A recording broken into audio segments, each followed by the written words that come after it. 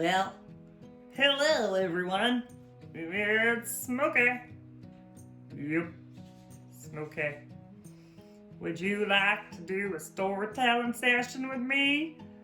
Well, click the link and we'll do a story, some songs. Yep, maybe some colors. Check it out. Check it. I'll be waiting. Yep, I found the shaker. And I'm gonna sing a song. Shake it. I'm gonna get the shaker. Hang on.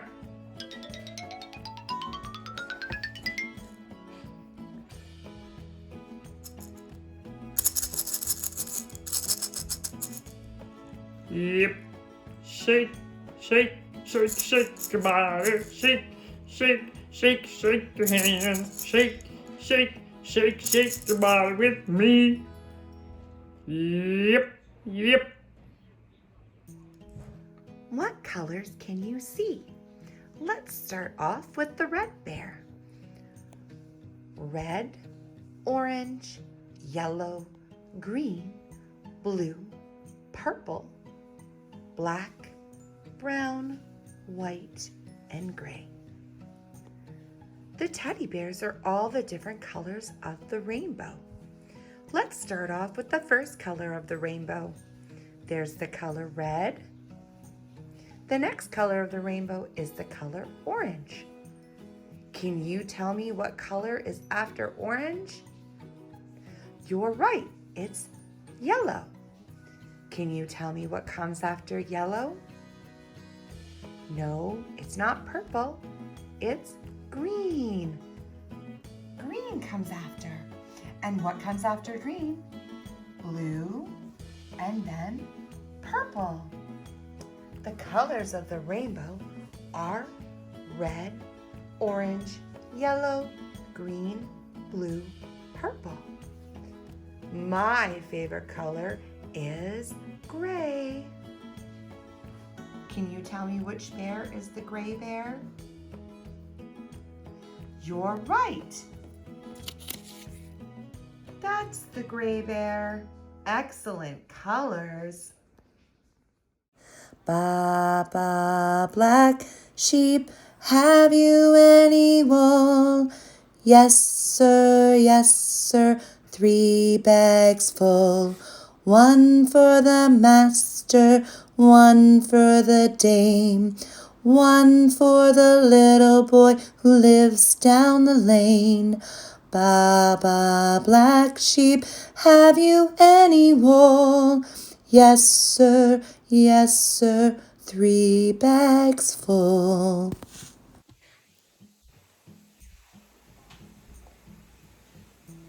Well, it's time for a story. Yep, that's time. Here we go. Story time. Check it. Yep. The Tale of Benjamin Bunny by Beatrix Potter. One morning, a little rabbit sat on a bank. He pricked his ears and listened to the trip-trot of a pony. A gig was coming along the road. It was driven by Mr. McGregor, and beside him sat Miss McGregor in her best bonnet. As soon as they had passed, little Benjamin Bunny slid down into the road and set off with a hop, skip, and a jump to call upon his friends who lived in the woods at the back of Mr. McGregor's garden. That wood was full of rabbit holes, and in the nearest, sandiest hole of all lived Benjamin's aunt and his cousins, Flopsy, Mopsy, Cottontail, and Peter. Old Mrs. Rabbit was a widow. She earned her living by knitting rabbit wool mittens and muffets. I once bought a pair at a bazaar. She also sold herbs, rosemary tea, and rabbit knit, which was called lavender. Little Benjamin came round the back of the fir tree and nearly tumbled upon his cousin Peter. Peter was sitting by himself. He looked upset and was dressed in a red cotton pocket handkerchief. "Peter," said little Benjamin in a whisper, "who's got your clothes?" Peter replied, "The scarecrow in Mr. McGregor's garden," and described how he had been chased about the garden and had dropped his shoes and coat. Little Benjamin sat down beside his cousin and assured him that Mr. McGregor had gone out, and Mrs. McGregor also, and certainly for the day, because she was wearing her best bonnet. Peter said he hoped that it would rain. At this point, old Mrs. Rabbit's voice was heard inside the rabbit hole calling, Cottontails, fetch some more chamomile for my tea." Peter said he thought he might feel better if he went for a walk. They went away hand in hand and got up upon the flat top of the wall at the bottom of the wood. From here they looked down at Mr. McGregor's garden. Peter's coat and shoes were plainly to be seen upon the scarecrow, topped with an tame old chanter of Mr. McGregor's.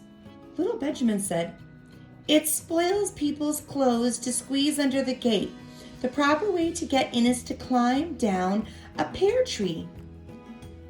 Peter fell down head first, but it was no consequence, as the bed below was newly raked and quite soft. It had been sown with lettuce. They left a great many odd little footmarks all over the bed, especially little Benjamin, who was wearing clogs. Little Benjamin said that the first thing to be done was to get back Peter's clothes in order that they might be able to use the pocket handkerchief. They took them off the scarecrow. There had been rain during the night, and there was water in the shoes, and the coat was somewhat shrunk.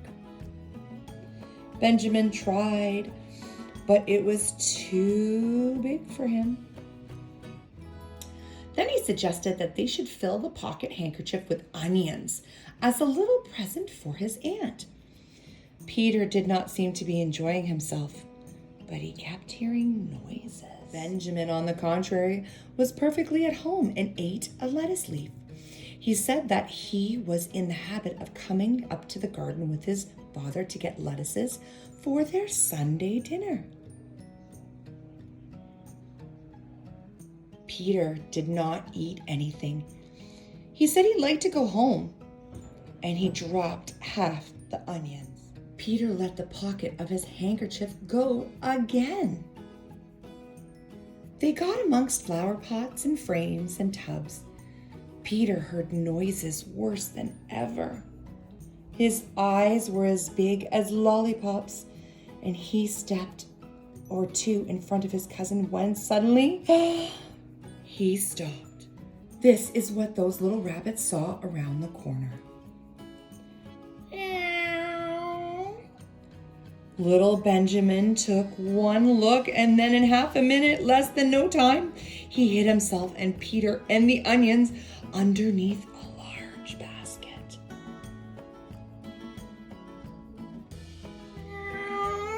The cat got up and stretched herself and came and sniffed at the basket. Perhaps she liked the smell of onions. Anyways, she sat down upon the top of the basket. She sat there for 5 hours.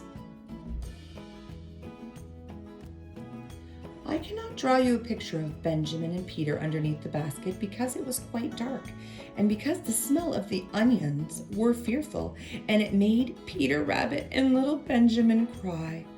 The sun got round behind the wood, and it was quite late in the afternoon, but still the cat sat upon the basket.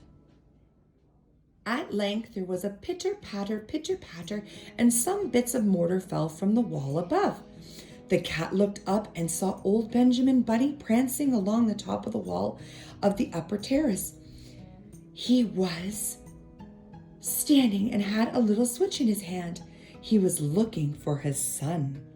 Old Mr. Bunny had no opinion whatever of cats. He took a tremendous jump off the top of the wall onto the cat and cuffed it off with the basket and kicked it into the greenhouse, scratching off a handful of fur. The cat was too much surprised to scratch back. Old Mr. Bunny, Benjamin, and Peter took out the handkerchief of onions and marched out of the garden. When Peter got home, his mother was so glad to see that he had found his shoes and coat. Cottontail and Peter folded up the pocket handkerchief, and old Mr. Rabbit strung up the onions and hung them from the kitchen ceiling with the bunches of herbs and the rabbit lavender. Well, I like that story. I have a friend, Peter.